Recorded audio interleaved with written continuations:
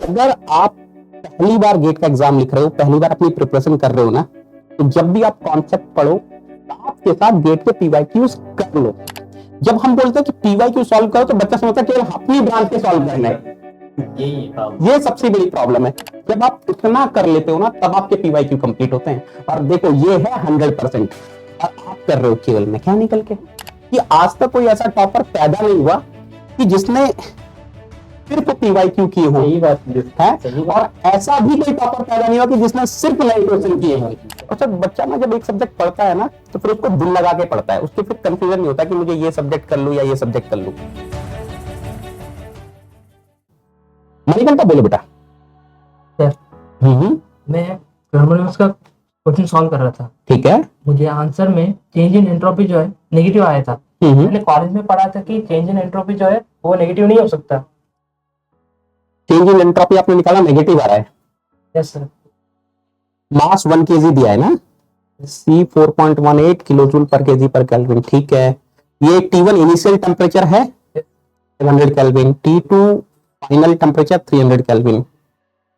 ठीक है। Lawn T2 by T1 300 kelvin by 500 kelvin. Lawn less than 1 negative होता है। ठीक है ना। तो नेगेटिव क्या प्रॉब्लम है इसमें? देखो इधर ध्यान से समझो। एंट्रोपी चेंज ऑफ सिस्टम कुछ भी हो सकता है। एंट्रोपी चेंज ऑफ सिस्टम आपका पता है नेगेटिव हो सकता है। Entropy change of system zero भी हो सकता है।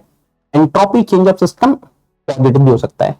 एंट्रोपी आपने सिस्टम के एंट्रोपी चेंज निकाली है ना, ये तो सिस्टम के एंट्रोपी चेंज तो बेटा कुछ भी हो सकती है। आपने जो कॉलेज में पढ़ा ना, आपने एक चीज ध्यान से नहीं सुनी। एंट्रोपी चेंज ऑफ यूनिवर्स कभी भी नेगेटिव नहीं हो सकती। ध्यान से देखो, एंट्रोपी चेंज ऑफ यूनिवर्स या तो पॉजिटिव होगी या जीरो होगी। समझ रहे हो? पॉजिटिव कब होगी? जब कोई इरिवर्सिबल प्रोसेस हो रहा हो। इरिवर्सिबल प्रोसेस के लिए एंट्रोपी चेंज ऑफ यूनिवर्स हमेशा पॉजिटिव होती है। अगर प्रोसेस रिवर्सिबल है तो एंट्रोपी चेंज ऑफ यूनिवर्स क्या आती है? जीरो आती है। क्लियर हुआ डाउट? ना? Yes sir. ठीक है। Good good good good good. अरे आलोक सर आ जाओ। हाँ सर। कैसे हो? बढ़िया बढ़िया बढ़िया। आ जाओ सर, बैठो। सर आज संडे और वर्ल्ड कप फाइनल भी चल रहा है यहाँ पर सर ऑफिस में। अरे सर, रशीद सर ने बिजी करके रखा है। एक्चुअली क्या है, मेरा पेड कोर्स स्टार्ट हो रहा है। Okay okay okay sir. पराक्रम बैच में, श्रेष्ठ बैच। एक्चुअली वो जो अपना वीकडे वाला है ना, वीकडे वाला पेड कोर्स स्टार्ट हो, उसका एक फाइनल शेड्यूल बना रहे हैं ताकि अपलोड हो जाए तो बच्चों को पता चलेगा, ऐप पर दिखेगा कि हाँ भाई नेगी सर की क्लासेस स्टार्ट हो रही है 16 तारीख से। अच्छा, आज वर्ल्ड कप का फाइनल फिर कौन जीता? चल रहा है कि खत्म हो गया? खत्म हो गया। इंग्लैंड जीत गई। इंग्लैंड जीत गई। Okay okay okay okay okay. Manikantha और कोई डाउट बेटा? Yes sir. हाँ बोलो बोलो। सर कि हमको ये प्रैक्टिस क्वेश्चन करना है या प्रीवियस ईयर क्वेश्चन सॉल्व करना है? अरे बाप रे। बहुत ही तगड़ा डाउट पूछा सर बच्चे ने। बेटा देखो, मैं आपको बताता हूं। जब भी अभी आप कौन से ईयर में हो? Final year sir. 4th year में। कौन से कॉलेज से हो? Raghu college sir. Good good good good. मैं आपको बताता हूं, अगर आप पहली बार गेट का एग्जाम लिख रहे हो, पहली बार अपनी प्रिपरेशन कर रहे हो ना, तो जब भी आप कॉन्सेप्ट पढ़ो, साथ के साथ गेट के पीवाईक्यूज कर लो। पता क्यों? जब आप गेट के पीवाईक्यू करते हो ना, तो आपको एक आइडिया लगता है कि सब्जेक्ट का ओवरऑल वेटेज क्या है, कौन सा टॉपिक इंपॉर्टेंट है, ज्यादा इंपॉर्टेंट है, कम इंपॉर्टेंट है, कहां से क्वेश्चन आते हैं, किस टाइप के क्वेश्चन आते हैं। समझ रहे हो? जैसे अभी अगर आप थर्मोडायनामिक्स से पीवाईक्यू करोगे ना, तो आपको पता चलेगा कि एंट्रोपी से क्वेश्चन आना ही आना है, फर्स्ट लॉ से क्वेश्चन आना ही आना है, चाहे वो क्लोज सिस्टम के लिए हो या ओपन सिस्टम के लिए हो। तो ये ना आपको आइडिया लगता है। ठीक है। तो पीवाईक्यू तो बेटा बहुत ही इंपॉर्टेंट है। लगा रहे हो ना पीवाईक्यू? Yes sir. कौन सी ब्रांच के? Mechanical sir. बस यही सर, पता है सबसे बड़ी खराबी बच्चों के अंदर यही है कि अब रशीद सर पता है क्या है, जब हम बोलते हैं कि पीवाईक्यू सॉल्व करो, तो बच्चा समझता है केवल अपनी ब्रांच के सॉल्व करना है। ये सबसे बड़ी प्रॉब्लम है। बेटा अगर मैं लिख कर दे देता इसको, नहीं तो ये भूल जाएगा। मैकेनिकल के हो ना, look at here, when I am saying you have to solve PYQ, आपको गेट मैकेनिकल के सॉल्व करने हैं, एक्सी के सॉल्व करने हैं, केमिकल के सॉल्व करने हैं, पीआई के सॉल्व करने हैं, मेटलर्जी के सॉल्व करने हैं, एरोस्पेस के। इतना तो आपको करना ही करना है। इसके अलावा जितने भी इंजीनियरिंग सर्विसेज के कन्वेंशनल हैं, सिविल सर्विस के कन्वेंशनल हैं, फॉरेस्ट सर्विसेज के इनके कन्वेंशनल भी लगा लो। जब आप इतना कर लेते हो ना तब आपके पीवाईक्यू कंप्लीट होते हैं। और देखो ये है 100%, ये पूरा 100% है और आप कर रहे हो केवल मैकेनिकल के। ये तो 20% भी नहीं है पीवाईक्यू का। Yes sir. समझ रहे हो? तो पीवाईक्यू बेटा बहुत इंपॉर्टेंट है, बहुत बहुत बहुत ज्यादा इंपॉर्टेंट है। पीवाईक्यू तो आपको करने ही है, 100% करने हैं। लेकिन ऐसा नहीं है कि पीवाईक्यू ही करने हैं, नए क्वेश्चन भी सब उतने इंपॉर्टेंट है। सब पैटर्न के हिसाब से चलना है। आजकल सर नए क्वेश्चंस मतलब बच्चे ने अगर नहीं किए ना तो बच्चा कहीं ना कहीं, देखो अगर मान लो थर्मो से 3-4 क्वेश्चन आते हैं तो कहीं ना कहीं 1-2 क्वेश्चन मिस कर देगा, मिस कर देगा। तो नए क्वेश्चन तो बेटा करने में मैं तो सर मेरा पेट डायलॉग है, पता है क्या, मैं हमेशा बच्चों को बोलता हूँ कि आज तक कोई ऐसा टॉपर पैदा नहीं हुआ कि जिसने सिर्फ पीवाईक्यू किए हों। सही बात है, और ऐसा भी कोई टॉपर पैदा नहीं हुआ कि जिसने सिर्फ नए क्वेश्चन किए हों। सही बात। दोनों का बैलेंस बहुत इंपॉर्टेंट है, बहुत इंपॉर्टेंट है। पीवाईक्यू पहले लगाओ लेकिन साथ में नए क्वेश्चंस भी करो, है ना? पक्का करोगे ना? Yes sir. Promise? Yes sir. Good good good good good good good. तो सर इन लोगों को प्रैक्टिस के लिए मतलब क्या, इन लोगों को कहाँ से प्रैक्टिस नए क्वेश्चंस के लिए? मैं आपको बताऊं, मैं तो सर ये देखो मैं आपको दिखाता हूं, एक एक क्वेश्चन अभी मैं खुद से फ्रेम कर रहा हूं, नए नए क्वेश्चंस। मैंने पता है सर क्या प्लान किया अभी सर, ये जो मेरा बैच स्टार्ट होने वाला है ना, नया कोर्स स्टार्ट होने वाला है, इसमें मैं क्या करने वाला हूं, बच्चों को डेली डीपीपी दूंगा, नए नए क्वेश्चन उसमें, और सर असाइनमेंट देंगे। एक चैप्टर खत्म हो गया, सॉल्व करो क्वेश्चंस, असाइनमेंट सॉल्व करो, वीकली क्विजेस में नए नए क्वेश्चन डाल देंगे। सही बात।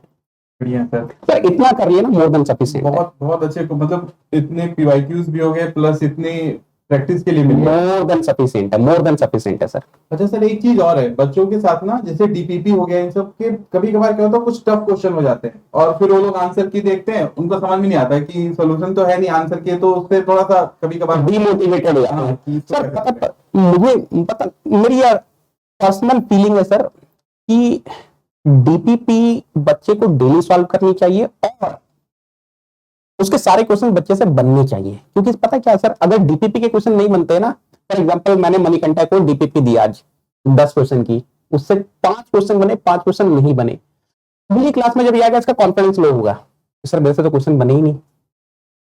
तो सर मैंने तो एक और चीज प्लान किया, इनफैक्ट सर ये सबसे बढ़िया चीज है हमारी गेट वाला टीम में, सर हम डीपीपी के सॉल्यूशन दे रहे हैं और वीडियो सॉल्यूशन दे रहे हैं, और सर जो टीचर पढ़ा रहा है वो खुद बना रहा है वीडियो सॉल्यूशन। यहां तक कि सर हम जितने भी अपने ये क्विजेज होने वाले हैं, वीकली क्विजेज, उसके भी सर वीडियो सॉल्यूशन देंगे।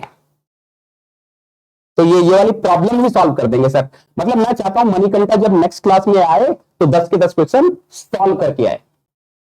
तो सर जैसे भी कंफ्यूजन था लेकिन आपने क्लियर कर दिया, मुझे लगा कि आप एफएम शुरू करने वाले थर्मल, लेकिन आपने ये बोला पता चल गया थर्मल स्टार्ट कर रहे हैं।